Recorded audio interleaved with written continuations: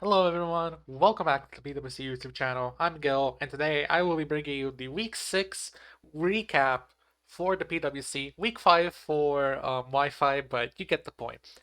This is my second time recording this because the last time I recorded it, I had myself muted on OBS and I didn't realize it, so here I am again. Um, so let's start off with the Typhlosion division. So firstly, we have the Florida Flamingos coached by Mayo versus the Bigonta Cricketod coached by Prof. This match ended in a 4-0 for Prof. Pretty convincing win. Not really much to say. Some matches here didn't happen. In particular, Trannel, his opponent Nico, was replaced by Cadillacs. I think that's how you say their name. So that match, I mean, I assume it'll be done soon, but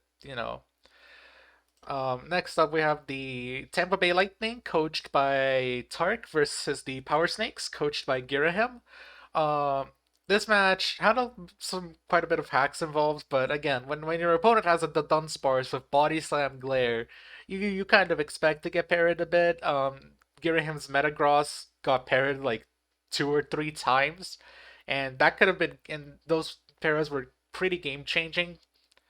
But I mean, it is what it is. You play Pokemon, you accept that you're gonna get hexed every now and then. That's just how it be.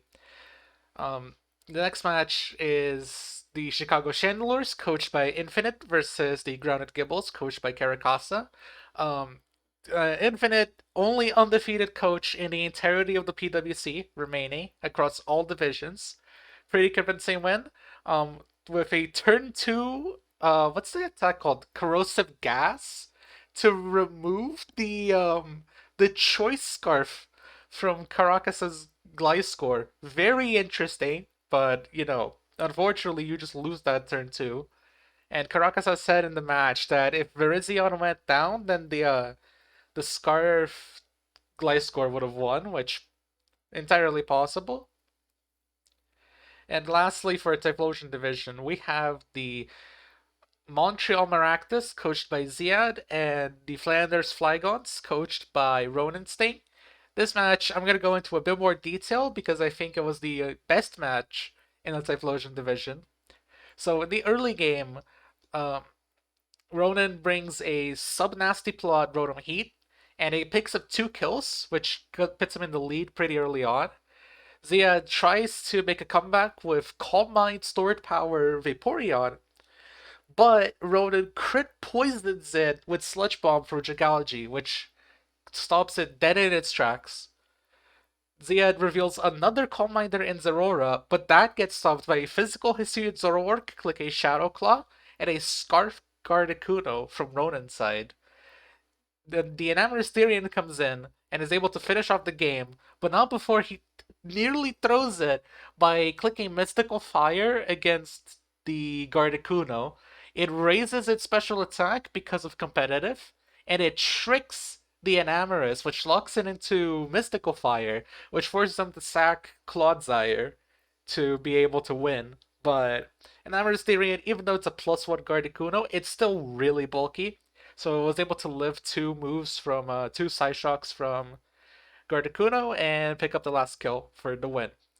And not only was this match, very close, but it was also very important for playoffs because I believe Ziad was 2-3 and Ronan was 3-2 going into this match. And now both of them stand at 3-3. If we look over at the standings, so we have Infinite absolutely rolling everyone 6-0 plus 22, and trailing behind them by quite a lot. To be fair, we have Girahim and Prof. These guys, barring like some catastrophic end of season, I mean, even Girahim, I feel like 4-4 plus 2, which is the worst case scenario for him, wouldn't even be that bad.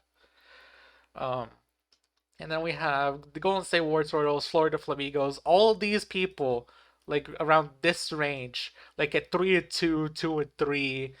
Drew is 2-2. He hasn't played either of his week 5 or week 6 matches, right? And even then, like someone like Moon, who's at 1-4, could make a comeback, finish 4-4, squeak in the playoffs at like 7 or 8 seed. So very tight playoff race between like how many coaches is one, two, three, four, five, six, seven, 8 coaches. All of them can make it. All of them can miss it. Really, I mean, we'll just have to see what happens, right? I mean, it's very tight, and that's what you want to see. Really, you want to see a very tight playoffs race between a lot of coaches. Next up, moving to the Dartrix League, we have again a couple matches unplayed, and also another replacement.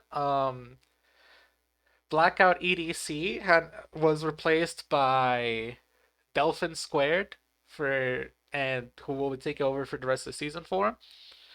So, firstly, we have Yasha Indigo, coach of the Winnipeg Dragapults, versus the Prince Aldo, coach of the Pikachu Buggy Choke.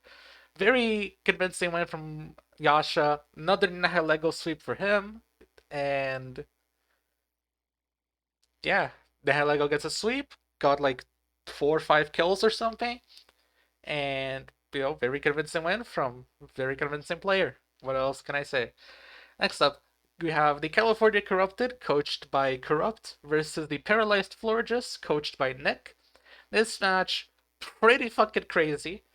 Nick once again brings throat sprays or work with agility as well, but that set gets stopped by quick attack Swallow from Corrupt side, and the rest of the game very slow, methodical, thought out game where Nick gets up hazards, but they don't really do that much to Corrupt's team. He can wish pass around. He has boots on some of his mons, and Nick's Screamtail got toxic, which put a timer on him. If he couldn't finish the game in X amount of time, it would have been pretty bad. Would have been completely over. And well, unfortunately, he couldn't finish the game pretty quickly, as Corrupt managed to clean the game up with his Zerora. And also, Nick brought a Tailwind Aerial Ace Skarmory, which I have no idea what it was trying to accomplish, and it didn't accomplish anything. Yeah. Next up, we have the Sluggers, coached by Jam, versus the Glencoe Gudras, coached by Froggerman. Pretty convincing win from Jam. He just clicked buttons and he picked up 6 kills. We have next up the Georgia Grookies, coached by SMO, and the Distortion World Doofs, coached by Panda of Redness. This game was pretty crazy, but ultimately SMO couldn't break through the Amoongus that Panda of Redness has, and as a result, they lost the game because that Amoongus was just immortal. It spored in front of a Oricorio Fire, which wanted the Quiver Dance. Panda saw the Quiver Dance coming, clicked Spore, and from there, they kind of all just fell apart. Like, he has a Tusk and the Treads, and neither could really break Amoongus, and it just, yeah. If you can't break the opponent's walls, you're never winning the game. If you can't kill, not if you can't kill the Pokemon, you're not gonna win the game. Top tier advice right here. And lastly, we have my own game versus Leonard, coach of the Ferrari Rapidash. 2-0 win for Leonard, which ends my undefeated streak. Um, I prepped for his steel types, his King Gambit and his Metagross, which were really scary. He didn't bring either of them, and that really just threw away like a lot of my prep, and I ended up losing as a result. So yeah, pretty rough. But if you look at the standings, we have 3 separate teams with only 1 loss. Myself, Leonard, and Jam. Jam with this plus 20 differential, which is completely absurd. And I think it's pretty clear that I think the 3 of us are favorites to win Dartrix League this season, unless like someone goes absolutely crazy and gets like just upsets everyone. Panda of Redness and Corrupt having pretty strong seasons as well. Corrupt started off pretty slow, but ended up managed to pick it back up with a couple of wins on the bounce. Yasha at 3-3, but still very threatening. He has a very scary team. I had a bit of a slower start, but +7 differential with a neutral record is pretty bonkers. And again, we have a fairly tight race for playoffs. I mean, Yasha, if he loses his last two games, it's gonna be a bit hard, but he could bounce out of playoffs if he goes 3-5 with especially if his last like two games he gets like completely washed. But obviously not as tight as Typhlosion League's playoff race, but it is. We do still have quite a few coaches who are in the running. If they get like one or two wins, they can clinch playoffs. It's obviously also 10 players out of 16, so not that hard to make playoffs really. We had a couple drops in Dartrix League recently, so and well, Spooks over here is in the running, and you know could be a threat to win the league. Honestly, even though 2-3, but gets a couple wins, makes playoffs, and in playoffs anything can happen. I mean, last season the two players that won Tuscan Treds division, they made playoffs 3-5, like number 7 seed, and they ended up just winning the whole thing. So anything can happen. Even the number 10 seed has a chance. But unfortunately, who doesn't have a chance is Froggerman, coach of the Glencoe Googers, at 1-6. Out of the running for playoffs. A win would, even if he wins, like no one can finish with like less. No one in the top 10 is gonna have like two wins, and even if that were to happen, the differential is just rough. Speaking of people who aren't making playoffs, my boy Nick, about a more washed than a I I don't know, more washed than a Rotom wash. Holy shit! After a poor season, Nick and I come down to Dartrix League, and you'd think that the two of us would do pretty well. And I mean, I'm doing pretty well, but Nick, what the fuck, bro? This guy is washed, bro. I'm curious to see how he's gonna do in next season's equivalent of Oshawott Division, though. I think that would be pretty hype. Maybe he could get a couple wins, get his confidence out of the gutter. I don't know. Maybe he could go 4-4. Who knows? I think that's gonna be it for the Dartrix League. Moving on to the Oshawott League. This league actually had a bunch of games happen. Unfortunately, I mean, as with the other divisions, we also had a drop. Who was the one who dropped? Oh, right. So it's very unfortunate that Attila dropped from Oshawott League because of his tough work schedule. And his last game against Blind Fangs, coach the Blind Bandits, ended up with the loss, which is a rough way to go out, but still, PWC legend. I want 007s in the comments for Attila. So firstly, we have the Ticino Toodles, coached by Shion, versus the Berlin Brelooms, coached by Anubion. Now, these two players have been playing in the PWC for a long time. They've been around the block, so pretty exciting match. And Shion just ran away with it. He had a Belly Drum Zard and a Shell Smash Blastoise, and the Blastoise ended up just sweeping Anubion. Next up, we have the Flippers, coached by Zaroga, and the Kansas City Coughings, coached by Jactus. This game, I think, was the best in the Oshawott League this week. It is absolutely peak Johto League content. We have a Bide Porygon 2 from Jactus, which is neither legal nor good. Although, to be fair, Zaroga also ran an illegal move, so we can call it even. We have a Feraligatr that could have touched Slowbro because it didn't have Crunch for some reason. A Necrozma that could have 6-0 Jacked as if it had Sub instead of an illegal move.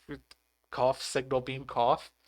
What appears to be a Scarf Frostlass from Jactus' side, wreaking havoc. I think it got like 2 kills, and it did like 70% to an Iron Moth with Psychic. And to top it off, Jactus tries getting greedy with the power up punch against Zeroga's Diancie on 7%.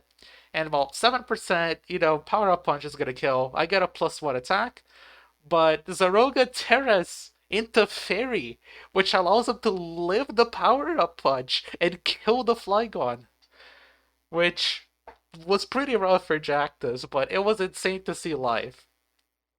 We also got to see an illusionless Zoroark come out because it was the last month to hit the field for Jactus, and well, the illusionless Zoroark, baby, you don't get to see that one every day. Absolutely peak Johto League warning moment. So I've already talked about this match, Attila versus Blind Fangs. We have the Wellington Ho-Oh, coached by Starvin Pig, versus the Logic Defying Lotties, coached by Void. And well, Void, came in as a replacement recently, and I think this might be their first or is it their first match? It might be their second match, but either way, welcome back into a showdown division in the PWC to Oshawa League, a trial by fire, quite literally, as Starvin Pig has a Sun team with Slitherwing, and that one, went pretty crazy, and Starvin Pig ended up getting a fairly convincing win, catching Void off guard with a sucker punch. What's it called? Wordier of all things. This match hasn't happened, but obviously, Mr. Grimes is just gonna grime all over his opponent. This is just a 6-0 already. Everyone knows.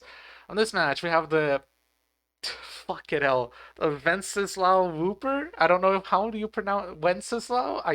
I'm not sure. Coached by Harmony versus the New Orleans Ninetales, coached by, I swear I remember, Tails DK. That's the one.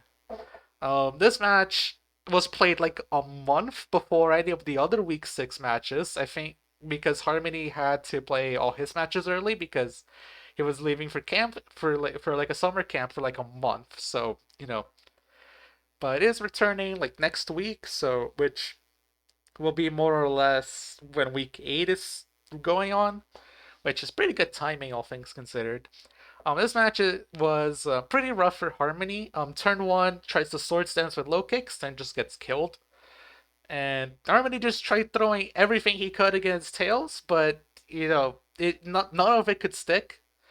Threw absolutely everything at the wall. Threw, like, I think had some like sub baton pass strats, some more setup. I think it was like a screens hyper offense team, and Tails just played his game and was able to handle the heat and was able to get a pretty convincing win against currently the front runner for the one of the front runners for the Oshawa League alongside Zeroga.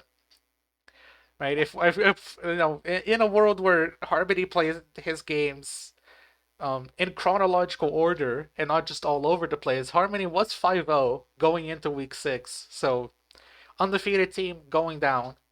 Obviously not in practice because this, I don't know what order Harmony played his games in. I think this might have been like his third. So a bit rough, but you could always bounce back from a loss. We have next up the South Coast Snowscapes and the Tokyo City Esperion. I don't remember who played. I literally just watched this replay. I should remember their names, but I don't. But it's fine. Um, I'm actually gonna open up this replay, really quickly, cause I don't remember. Fuck. All right, it's fine. We're rolling with it. South Coast Snowscapes get pretty close game, all things considered. I think both of these teams are also like in the mix, like 2-3, 3-2. I think both of these teams were 3-2 actually going into this week. Very tight, very hotly contested game. Ended up with one for the South Coast Snowscapes.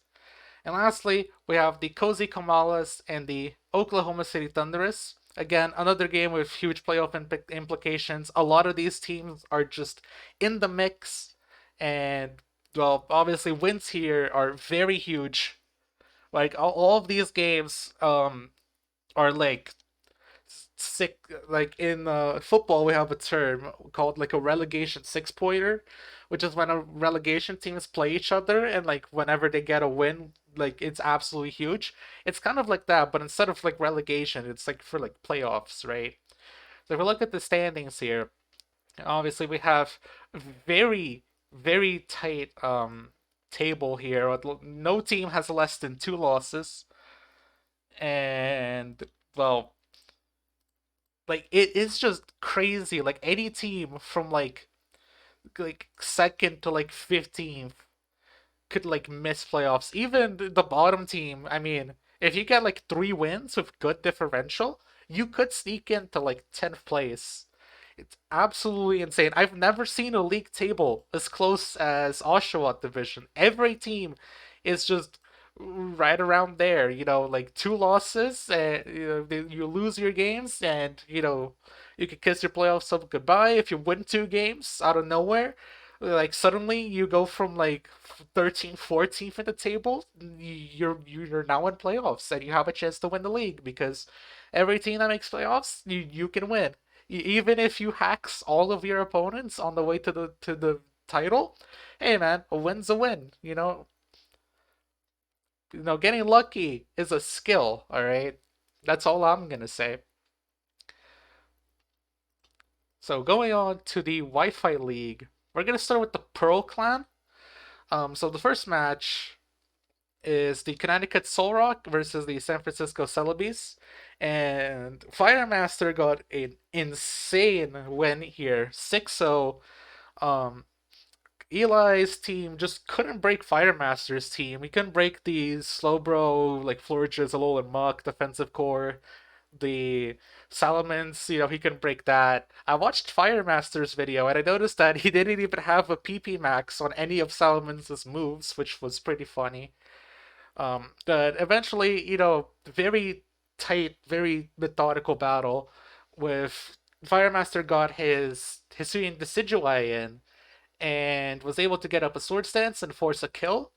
And then Salamence picked up two more kills after it. And then the rest of the game just fell apart for Eli. The other games, I mean, I don't. I mean, I haven't seen that many videos. I know Master Joful for the Meta Smasher got posted his POV for his match against Graph Pain. I haven't had the time to watch it yet, so I don't really know what had happened in any of these games, but they happened. If we look at the standings, so Firemaster, you know, top of the league currently, but again, there are two other 4-1 teams. Although he did just 6-0 to at the time front runner Eli at 4-0, and so with two more games to play, I mean, it's not that tight. It's not as tight as like the other divisions. Like I think the bottom two teams, are out, and obviously anything can happen. I think anything can happen between like these three teams. If Master Jofo loses like his next two games, then the two people below him can always, if they win, obviously they can mount a playoff comeback. Over in the Diamond Clan, we have obviously all games completed. Good job to the Wi-Fi players; they got all their games done. We have the Vancouver Hitenas and the Pseudowoodos.